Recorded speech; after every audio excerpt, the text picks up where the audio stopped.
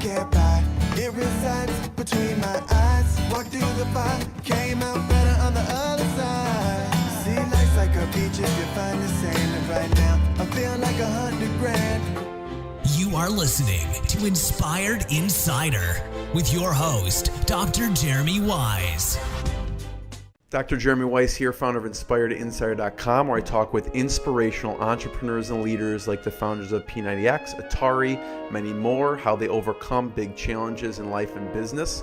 Today, our sponsor is Rise25.com, where entrepreneurs of 6, 7, 8-figure businesses come together live and in person every few months to solve their biggest business challenges and leave with lifelong friendships. It's run by myself, co-founder John Corcoran. It's application only. Check out Rise25.com.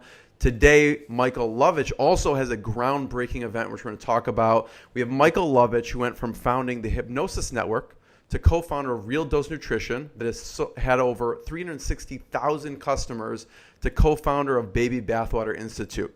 Our mutual friend David Gonzalez introduced us and said, Michael's been a friend for many years. He started a 7-figure publishing company, 8-figure nutritional supplement company. More importantly, the time and care that he and Hollis put into the Baby BathWater event is absolutely nuts. Michael, thanks for joining me. Thanks for having me. I appreciate it. So let's talk about Baby BathWater and the time and care. So, because you were talking about the organic to automation. Sure. Before we started hitting record. So what do you mean by that? Well, Dave said time and care. I mean, everything I've ever started has been in response to things that I don't think are done well. Yeah. And, you know, throughout, I started doing my first company in 2004. Before that, I was a special ed teacher and I didn't know shit about business. Nothing. Special ed teacher? Yeah, that's my background. Oh. Yeah, I didn't start in business until I was 34 until I got married. And then a year later, we were pregnant. And I was like, I got to do something. I can't do that anymore. So started something kind of out of the blue. Didn't have business friends. Business is not my background. It's nothing I even thought about at all. Yeah. So yeah. So throughout I'm a very, very social person. So the way I was able to make that work, I needed a lot of help really quickly. And so I hired some consultants, but I'd go to events and pick people's brains dry. And so yeah, so I've always I believe in hiring consultants. I believe in going to events. I believe in joining masterminds. I've always done it. And net, it's been a very positive experience. At the same time, wasted a lot of money on shitty consultants. Every event has, like the Baby BathWater, every event has some good baby to it. But most events, you have to kind of wade through the bathwater to get to the good stuff. Or for every 10 people you meet, you find one gem. But 9 people are generally not the type of people I'd want to be around. Right. And so the response to that was when I finally had some time after kind of exiting my second company, Hollis and I were talking. He had a similar situation with the software company, and we wanted to get a credit card so we could go to the same bars and not keep rotating tabs. So it was really just so we were like, what are we going to do together where we could get a credit card and not have to do this ridiculousness?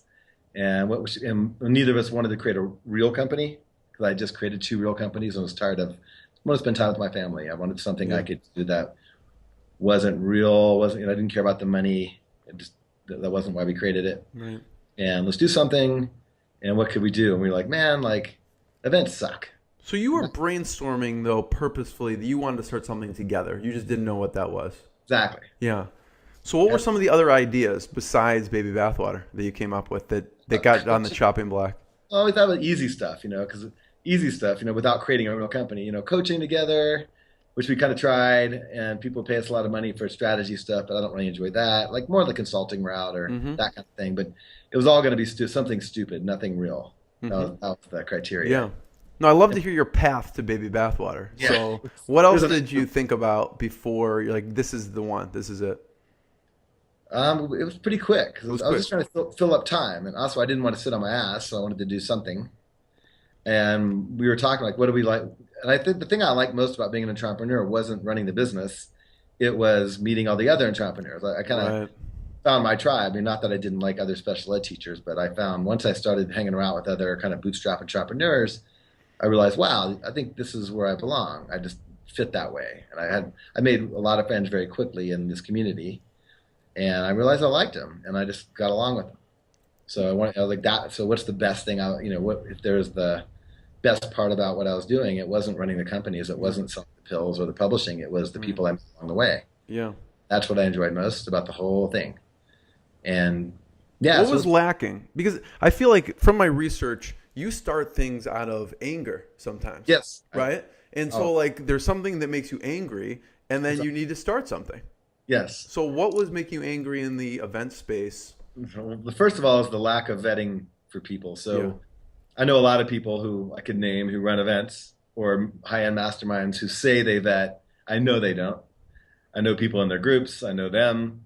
They're not vetted. They simply are not vetted. So it's bullshit. And if they are, they're vetted by like crass things like what's your income? So how much money did you make last year? What industry are you in? Who do you know? So if they are, they're vetted. It's not like a personality vet. It's not like a fit vet. It's more of a kind of, you meet certain criteria. And even then they don't. They just want to sell tickets. So I just know that for a fact. And yeah, so my biggest thing though is personality. I want to enjoy myself. And that's the biggest thing we saw as a big ass problem was people are not vetting for personality. And it's not like one personality is better than another. It's the type of people. So, people are going to meet other people who they enjoy. And so we vet for a certain personality. Now, does that mean they're the best people in the world? For other people, no. But for us, right. I think people want to come and know the personalities are going to fit what they expect. Right. Yeah. So what what else was lacking? So vetting, what else did you find was lacking? Mainly the people. Yeah. And 2 was the environment. So most people, like if I can't go to another fucking Marriott, kind of generic hotels. Yeah. Or even resorts. Right. So when you go to resorts, you're still kind of trapped. And there's always this big room. You're sitting around tablecloths and like circles and maybe play some icebreaker games. So the environment just sucks. And usually hotel food, especially even resorts, it sucks. Nothing special about it. That's also a big problem. The food and just the stale hotel environment, even at a resort, is still pretty cheesy, right? Because you're then dealing with their staff and all that kind of jazz. Another thing was lacking was no freedom. So we're all entrepreneurs and we want autonomy, right? But then we go to an event and we're expected to sit like if it's a mastermind, we have to sit around for 2 fucking days and go around in circles and better be there. Or there's somebody on stage and you kind of feel weird hanging around the lobby. And I always end up in the lobby anyway, but then they give you dirty looks because you're in the lobby. Right. Yeah. And usually you have like and then they also have like their newbies. They're all sitting down taking notes and everybody who's done something is in the lobby. Well, what am I paying for this event for? So it's a staleness. I have no freedom, but I'm a free guy. I'm supposed to be free, but now I'm stuck in a room and I'm supposed to be places and I'm supposed to adhere to some schedule. I don't want to do that. Right. And so you just reversed everything that you didn't like from the event, and that's what the Baby BathWater Institute is. So tell me about the first event, because I'm sure the first event was different from the event now. I mean, you started this about 3 years ago, right? A little over 2. So we're going on event number 5, and we throw 2 a year. Yeah. So talk about the first event. Well, the first one was basically, let's get all our friends together. And we lost money. We did not make money. We were definitely negative on that event. Let's get all our friends. I've been around 11 years in this world, and Hollis has been around like 8, and we've been hanging around together for like 6. And we know who our crew is. So we just invited our crew. And then I went through every consultant, whether it be media buying consultant, business growth consultant, blah, blah, blah, and invited the ones who had made me money. Because what I had done, I realized I probably lost over $1 million in bad consultants. But I look at consultants like an investor would. So usually you get about value out of one. It's like investing in 5 companies. 4 of them aren't going to make it, but the one that makes it is worth the other 4. Right. So I still hire. I'm not once bitten, twice shy. I'll continue to hire people to help me in my businesses. Sure. But that one was worth it. So over the years, I realized I had a great network of people who made me a lot of money, and Hollis had too. So those were kind of the people we brought in to maybe teach, right? Because I knew I vetted them, and then I also brought in. I have a lot of friends who've done very, very, very, very well. Brought them in to teach. Yeah. I think the first event I had like 6-pack shortcuts teaching YouTube. I had Pedram and them teaching documentary filmmaking. I mean, everybody had really done it. And then I had some media buyer guys who had bought my media teaching media. So it was a good crew. Yeah. It was crazy. It was a lot crazier than the other ones. Because what do you mean by crazy? I ask crazy because in one of your descriptions, it says you went to University of Arizona and you describe it as social MBA, drinking heavily. So So what is crazy like at the first one? We're a very gregarious crew. Mm-hmm. And so yeah, we drink heavily. I'm also a part of a cannabis accelerator here in Boulder. So where two of my friends, they actually invest in 10 companies every quarter Wow. and take a cut. So we're pretty highly involved in the cannabis thing, and we help train them on marketing, branding, and I'm now on the boards of some of those companies. It's kind of really fun.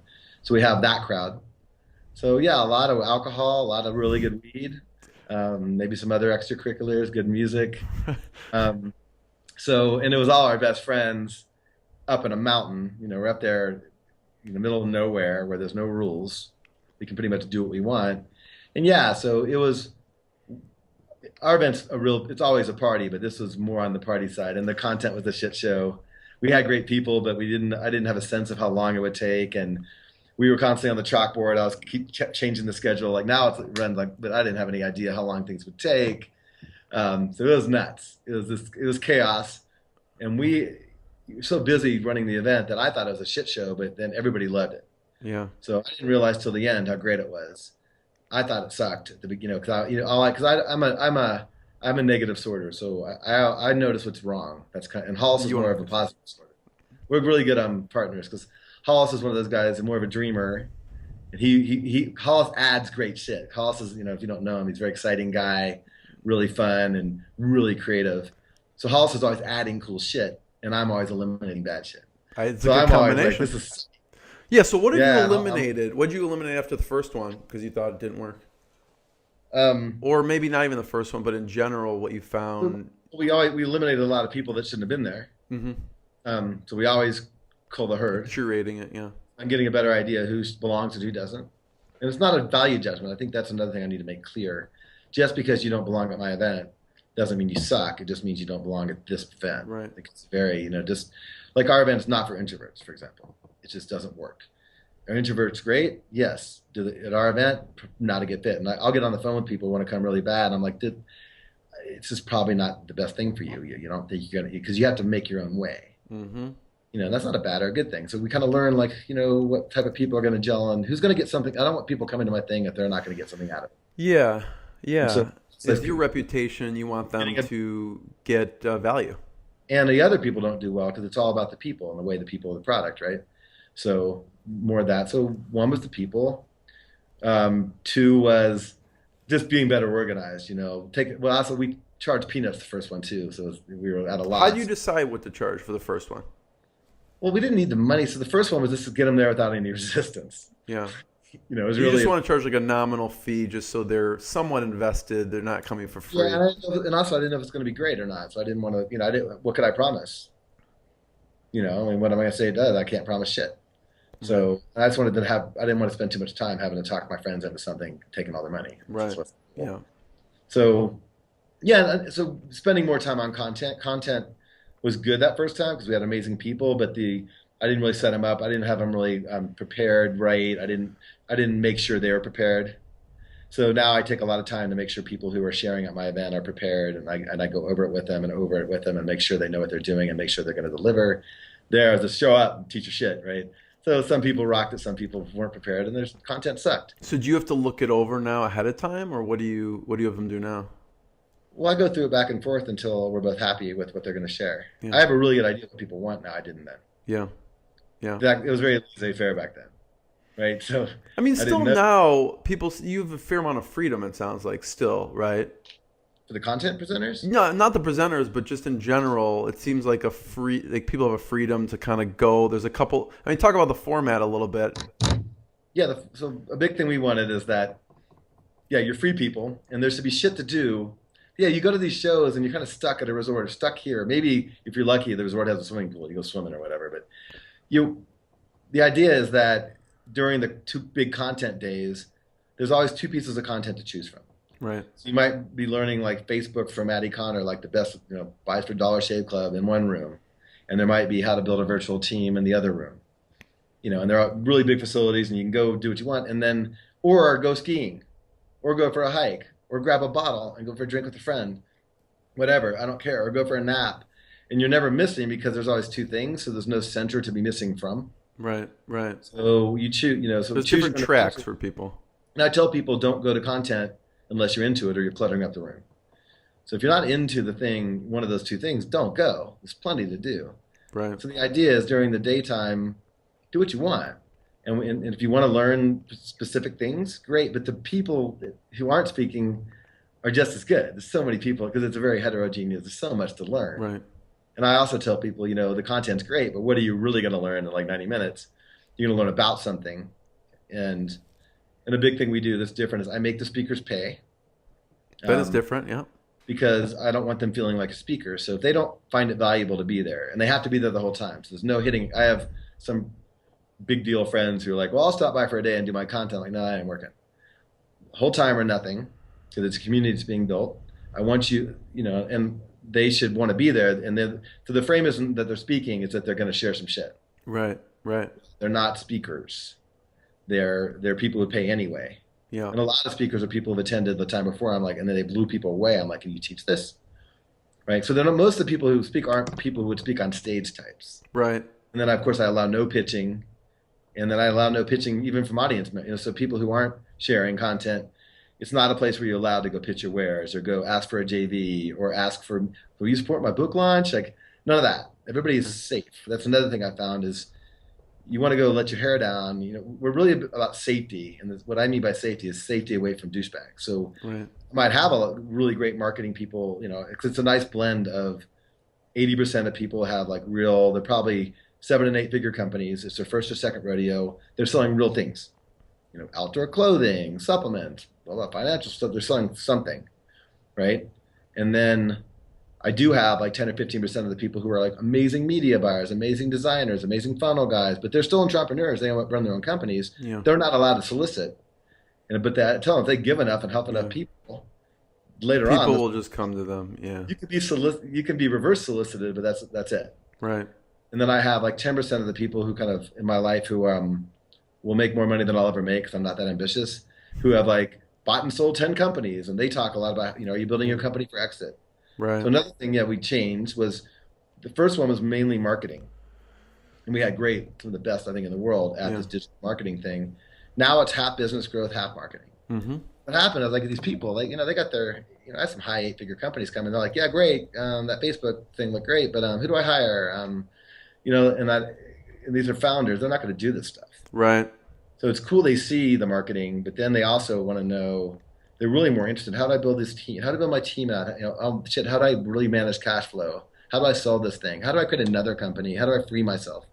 So it's as much about growing your business without marketing as is marketing. Yeah.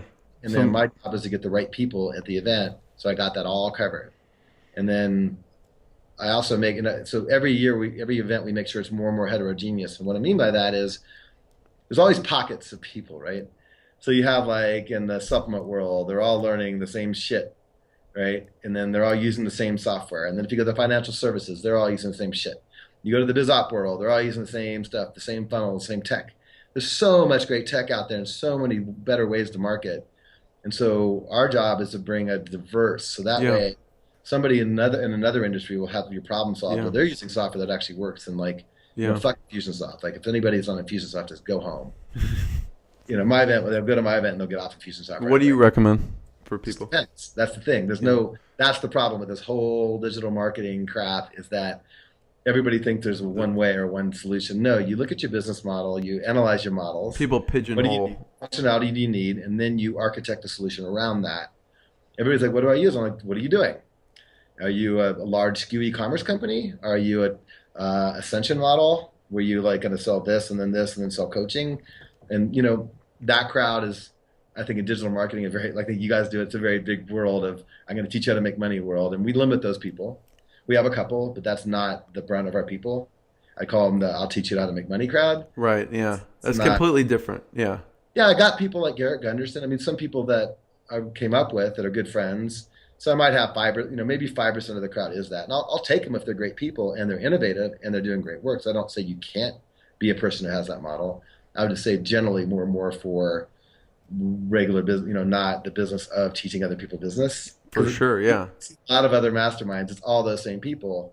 So great. So now the benefit of that is that, you're all doing the same thing. You can share war stories. The myopic part is you're all doing the same shit. Yeah, innovation comes from outside industry. So you're bringing different industries together so they can innovate for themselves. And we don't have any restrictions. It's just that I don't let too many from any one thing. I got a nice cannabis crowd. I got a great health crowd because I come from health. Great supplement crowd, great doctor crowd. Great financial services crowd, sunglasses. I mean, I got all over the fucking board, and that creates something real. And then I got some really good professionals, like really good web. I mean, way higher than that's what I also found is like you look at the TNC crowd, or they're all the same people with the same shit. And I'm not saying they're bad, but come on, it's pretty low level. But I got high level people. I got people buying for Warby, people who are doing. Yeah, I was looking at the page today. It's pretty remarkable. I mean, just a few of these people, like Chris Guerrero. Just a few of these people have an amazing background. And Chris is great. I've known Chris for 9 years. Chris is one of my mentors. So that's great to get your mentors at your event, because when I first invited Chris, he's laughing. He's like, "You're just going to get fucked up. Nothing's going to happen." And then I made him come, and then he's like, "This is great." But yeah, so it's good to have people like Chris who are people who like, I'm not a businessman like that. I never will be. Well, talk about Chris for a second, and what's some good advice he's given you throughout the years? Systematize, focus. He teaches me how to look at things like a real businessman, because I'm more of a gut guy. Also, competitive intelligence, like his competitive intelligence stuff, which he's going to teach a lot on this one as a bonus, is insane. Because I'm actually going to create a new company, which I can't mention, and he's going to help do all that. Yeah, do stuff like a real company would do. Well, do your competitive analysis, like really, you can hire firms for that. Come in really eyes wide open. And also, he's helped me a lot with like the financial and the money part, because my first company did really well, but I didn't leave with a dime because I didn't know what the Hypnosis Network. Yeah, I ended up doing high 7 figures at a good margin, but I don't know where the money went. I didn't know what to do with it. Yeah, where do you think it went? Just inefficiencies, and then apathy. Just kind of let it fade away. So I should have been able to exit, and I wasn't. But then I found something better. But yeah, I just didn't know what I was doing. A lot of lost money in consultants, and I didn't know where to go from there. I got to a point, and I didn't know the next steps. Because that was a well-known entity. We got good press in that space. It still goes. I mean, it still makes money doing nothing. But and I just didn't know team building back then, and I burnt out as well. So how did you transition out of that? The Hypnosis Network. Started another company. I mean, did you end up selling it, or just kind of? No, I had a partner, and he just kind of runs it. Yeah. He wasn't the creative, and then I created the Real Dose with Buck and Steve, which is when we did that one right. And that was much better. I had partners who could actually generate income, and we complemented each other and things like that. It was How did you meet Buck and Steve? I met Buck at a Frank Kern event, I think like 9 or 10 years ago. He was selling some colon cleanse crap, and I had Hypnosis, and we started doing some side projects. And then Steve came on when Buck and I created Real Dose, and then we wanted a doctor. Met Steve, and then it turned out Steve had run Franklin Mint, which is like a $200 million company. He says, "I'm more than your doctor. Wow. I can run all your ops." So that worked out really well, and he bought in.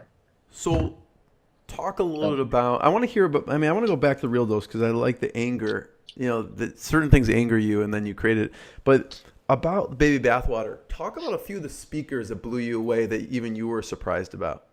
Because it's not your typical people. Like if someone looks through the list, you probably may have heard of 1 out of 10 or something. So it's just people in the trenches. Yeah, I call them star fuckers. So there's other masterminds you might know of where they get these celebrities, and I was just at one, and they suck because they just have their pitch, and yes, so what? You're on Shark Tank. I don't fucking care. What if you really, they don't have much to teach, in my opinion. Right. So yeah, I get people who've done it because they're not celebrities. And a couple people like the Dave Asprey's of the world, because I'm on Dave's board, and I've helped Bulletproof, so he's well known. But yeah, most aren't. Who are the few that have blown you or people away that they had never heard of before? Well, a lot of people do. Yeah. It's the guy I'm having re-speak, the Dan Novial guy. Like he's fucking this young kid, and he gets like millions of dollars of traffic for free. And he was like running through. I had a mystery speak because he was at my event, and then somebody had to bow out. So he didn't even prepare, and I had to be a mystery speaker last time. That's why I have him there. And he was just sharing traffic secrets. Like, I'm 46. I don't have ninja social media tricks. What about you? Like, I hate social media. I can't stand any of it. I find it all creepy. But these people grew up with this stuff. He just gets traffic on like doing it with Snapchat or arbitrage, and he was just rolling out crazy shit. I think Dave Sinek spoke last time. He runs Paleo Hacks, Paleo Hack is the biggest paleo property in the world, and he came in, he did a whole thing on content marketing last time, because that's how they grow all their shit. It's fucking incredible. And nobody knows what Dave is. I know Dave really well, but he blew people the fuck away.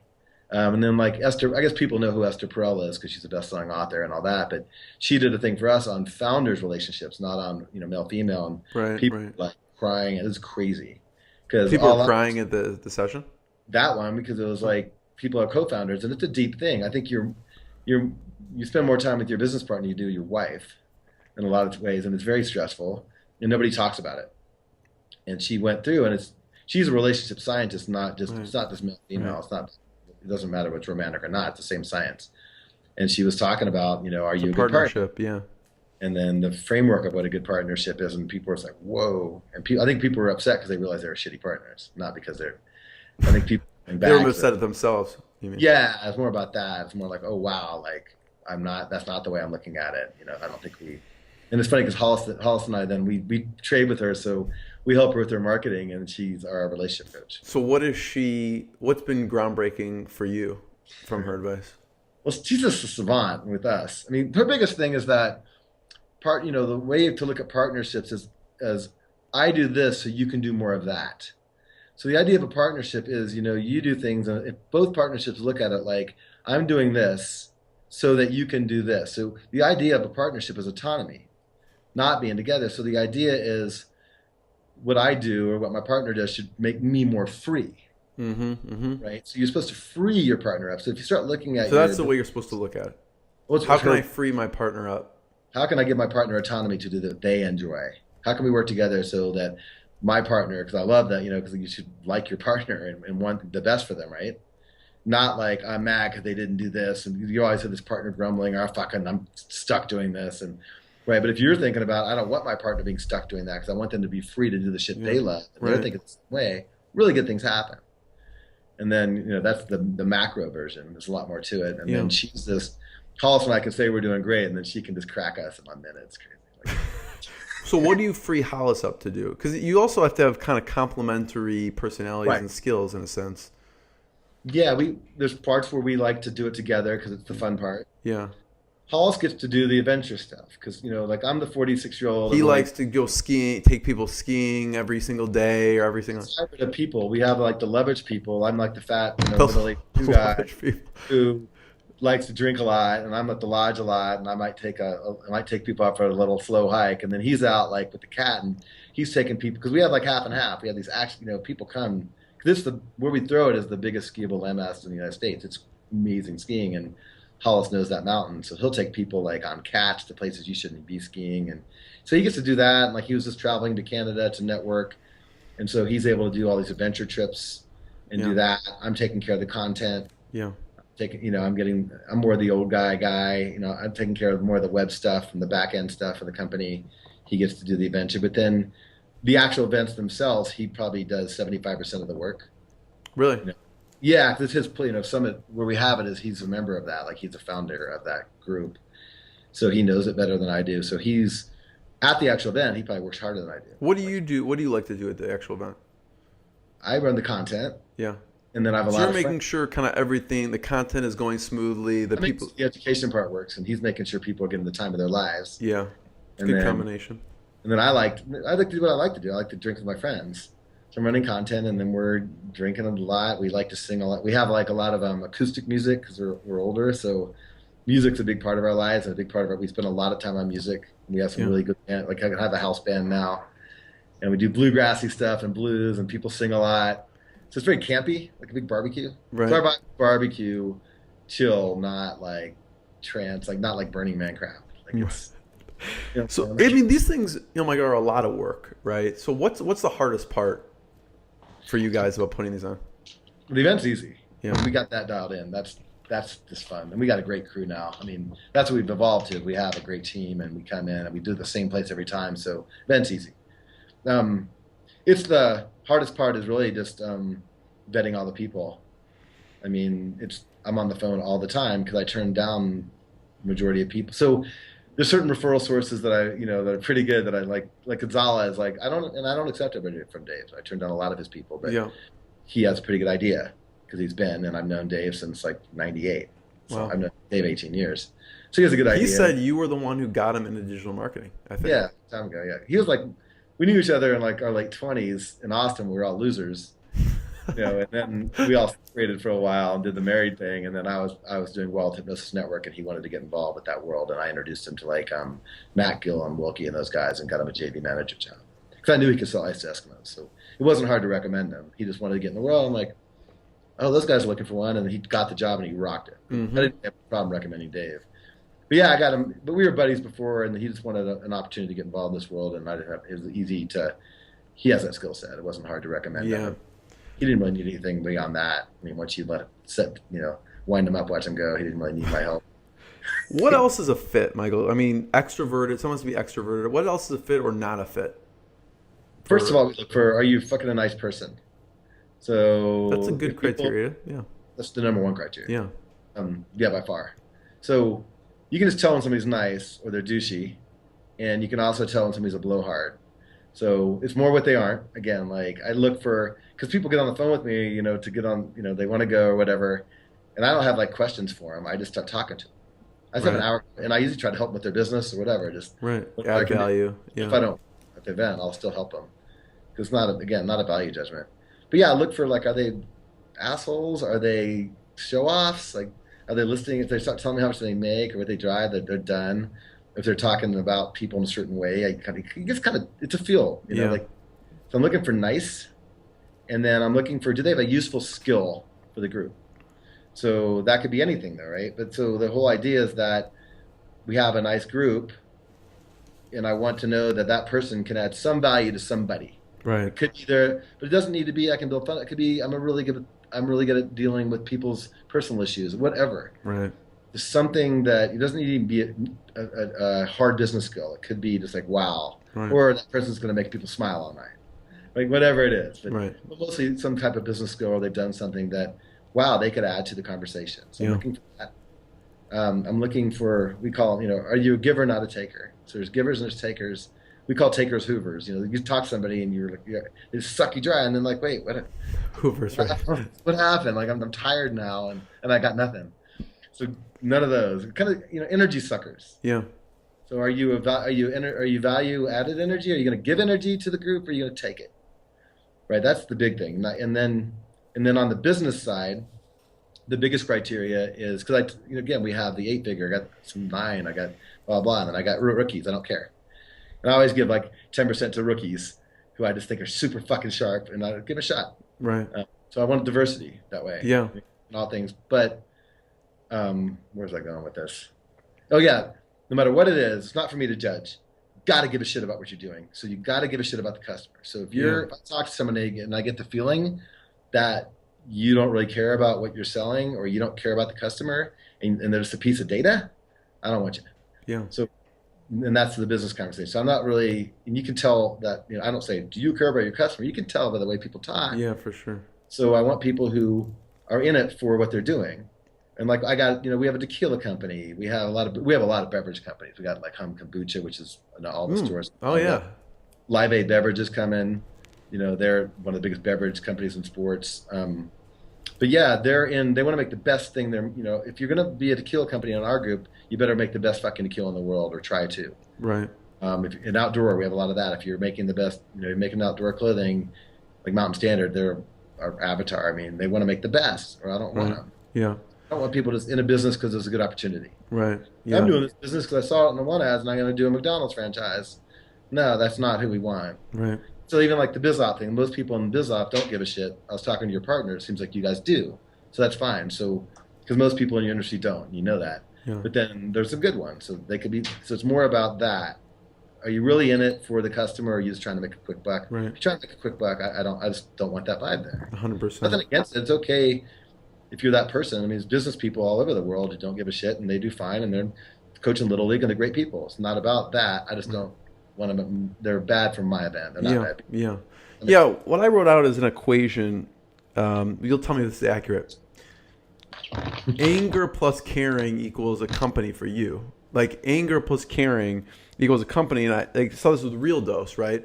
Something made you angry, but you were saying, the caring component of the customer, it wasn't just, okay, you're angry and then you form a company. It's like, it seems like you put a lot of thought and effort into for that particular one, ingredients, and also, you have a huge like guarantee. I think it's up to a year after they can return it.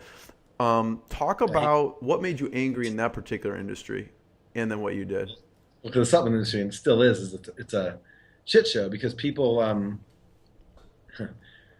There's a couple of reasons how people scam you in the supplement world. One is the wrong ingredient. So let's just take an example of like rhodiola is a good example. Rhodiola is a pretty good adaptogen. And there's been some good research, especially on anxiety, et cetera, what it can do.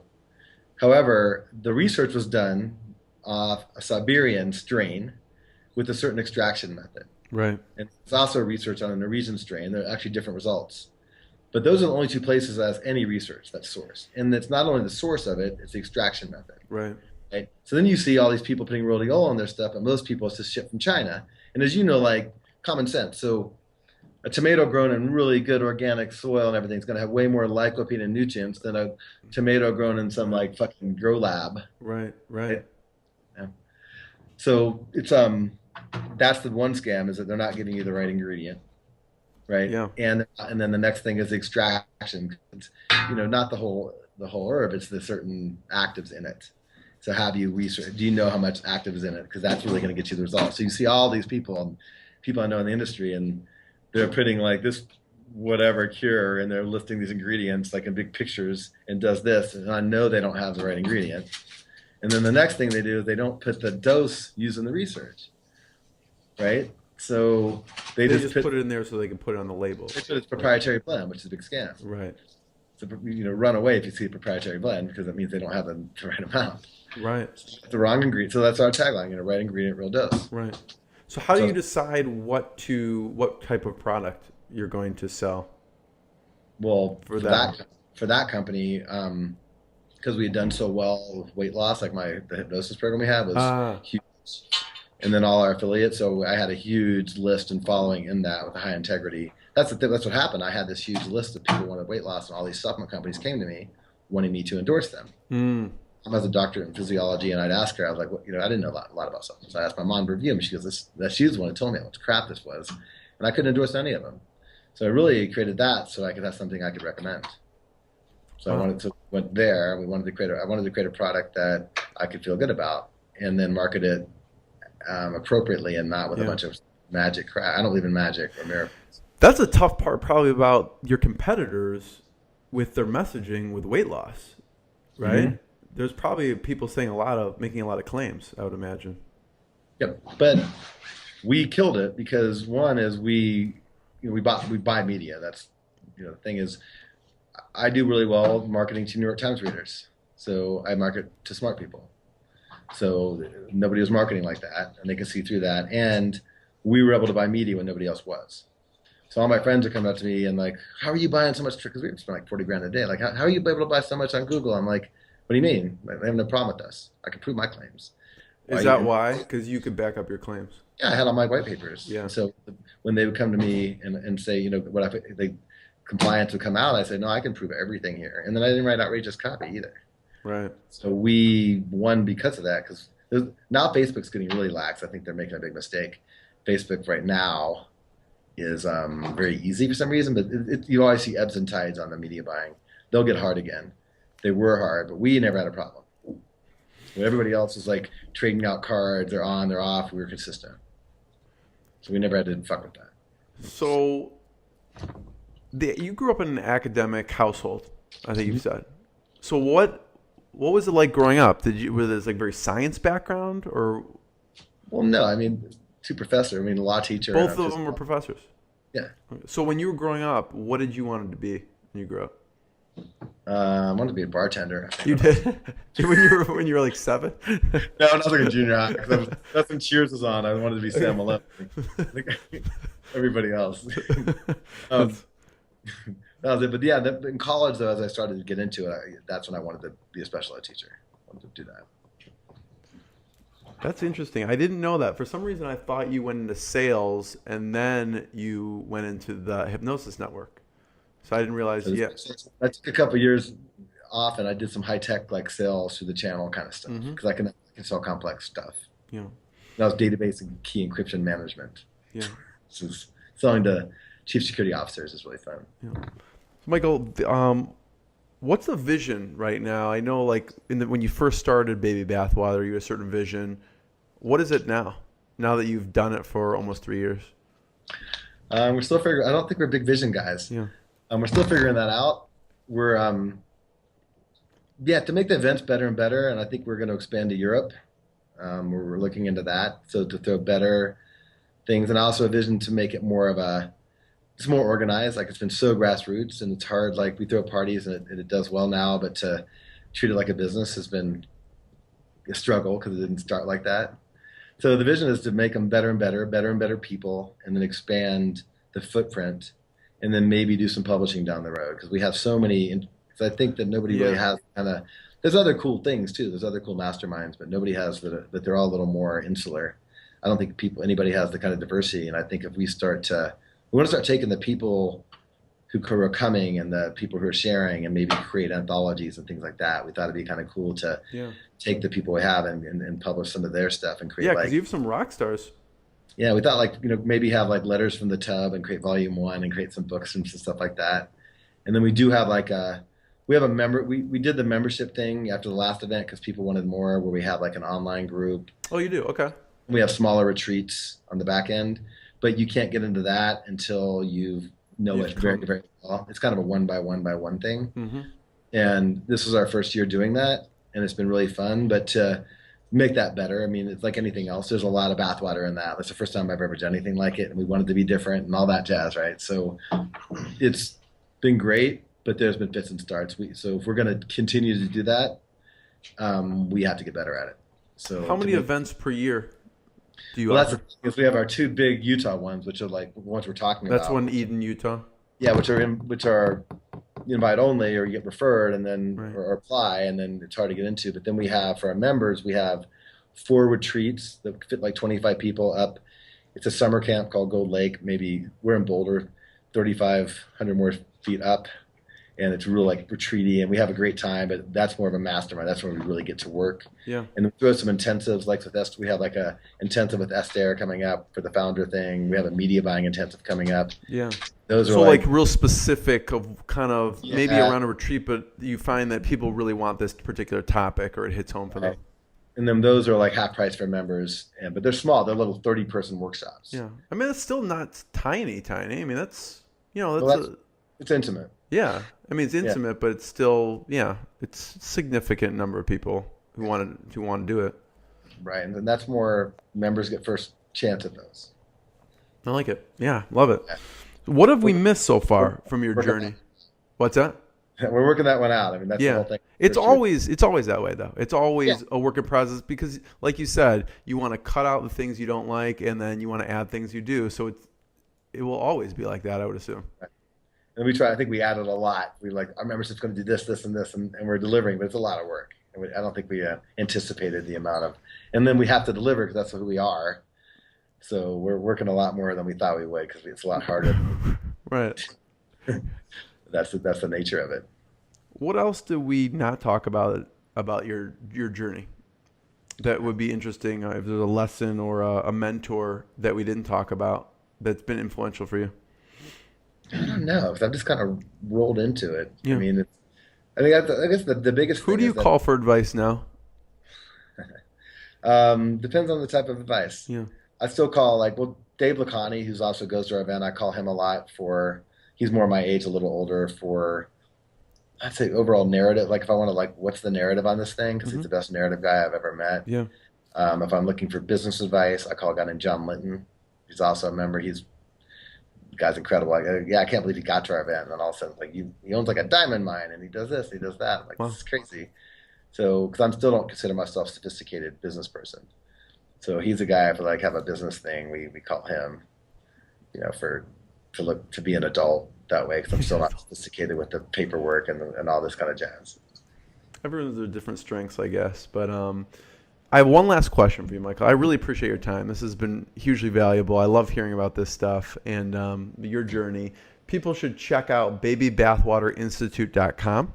Anywhere else we should point people towards? We also have babybathwater.com. And the Institute, that one is like this event. That's the Okay. one that's So babybathwater.com or babybathwaterinstitute.com.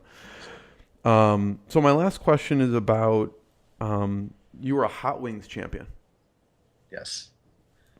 that was actually the funnest thing ever because used to live in Fort Worth, Texas, and they run this Death Fest, a big giant hot sauce thing. It's like it's the Mecca, right? People flying from all over the world. And they have this contest, and I kept hearing about it on the radio, and I'm like, I don't know. Are you a big hot wings fan or something? I like hot wings, okay, but I've always been the weird guy who can eat hotter things, and I was like, is this real or not? I didn't know whether I was like, is it like, is this real? It's just with your friends, or are you really? Yeah. So I just heard on the radio, and I was like, I have a good friend, Ryan, and my daughter might have been, God, how old was she then? Like 3 or 4. And let's go to the show, and then I went there, and I was like, I entered the contest. It's like $20 or whatever. And it was like a round. He's like hundreds of people joined this, and there's like rounds, right? So they gave you 10 boneless wings, and then you had to beat your table, and then you moved to basically eat them as faster than anyone else. Yes, so they're extremely hot. And they're really hot. Yeah, no bones in them though, which is nice. Yeah, and it ended up, there's hundreds and hundreds of people, so you win your table, and then you move on to the next table, and you have little breaks. So, yeah, I just got on there and did it, and like my first heat, I just crushed that table. Like I was like, wow. And I'm to the next table, and I'm to the next table. So I'm like, and I'm just crushing everybody on my table. Is it always 10 wings, or do they keep increasing the number? Okay. It wasn't that big.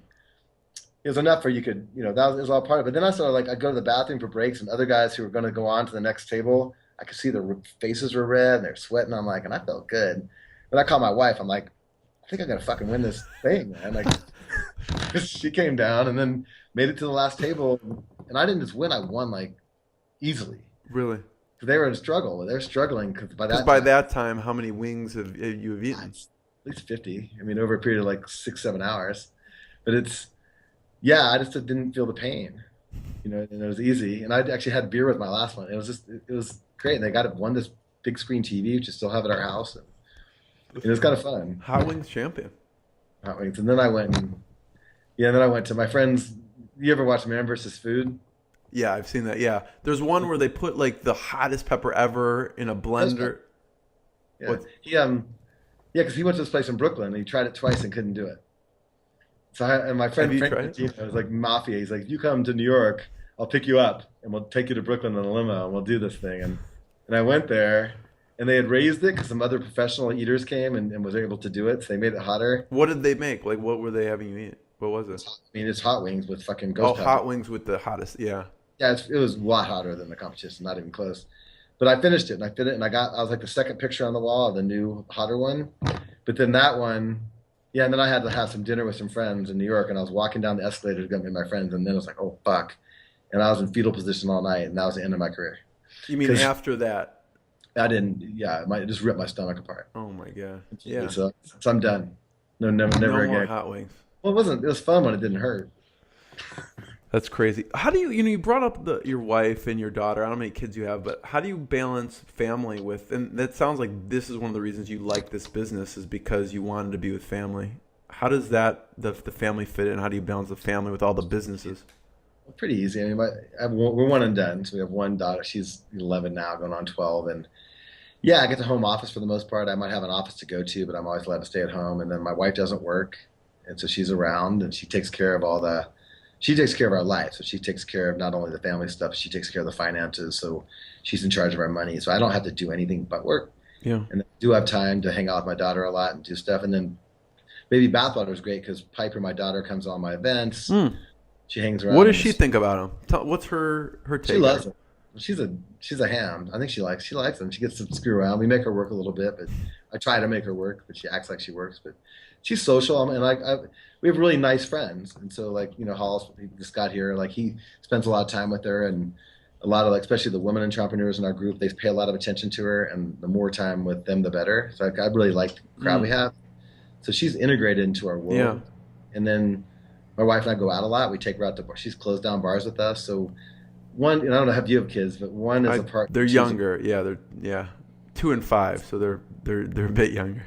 It's like having two dogs. You can take one dog anywhere if it's trained. You can't take two dogs. You have one kid. It's kind of like that well-trained dog. You can take him everywhere, and she's kind of like that dog in the pickup that gets to go everywhere with me.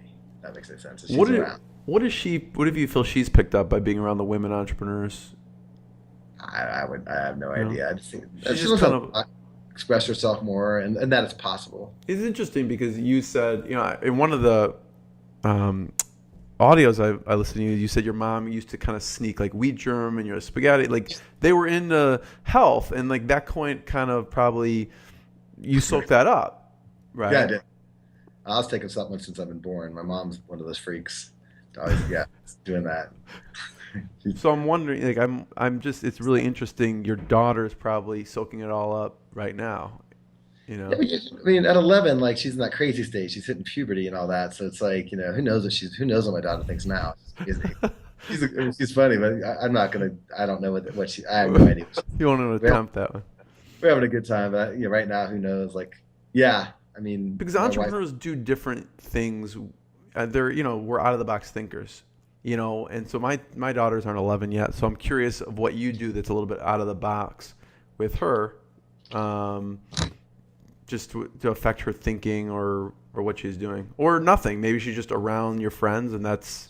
She's more around. I mean, I taught her everything early. I mean, I had her doing jiu-jitsu early when she was like 3 and 4, really?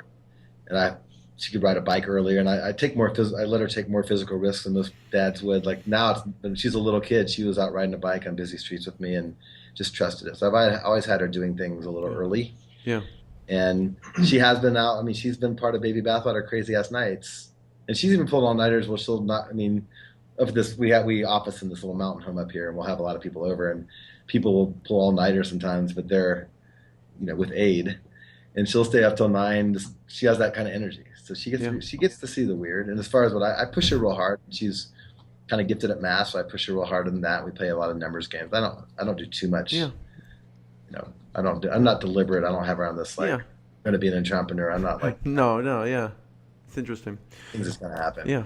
Michael, thank you so much. I really appreciate it. People should check out babybathwater.com. I appreciate it. Pleasure. Thanks. Thank you very much. What I got, you can't buy. It resides between my eyes. Walked through the fire, came out better on the other side. See, life's like a beach if you find the sand. And right now, I feel like 100 grand.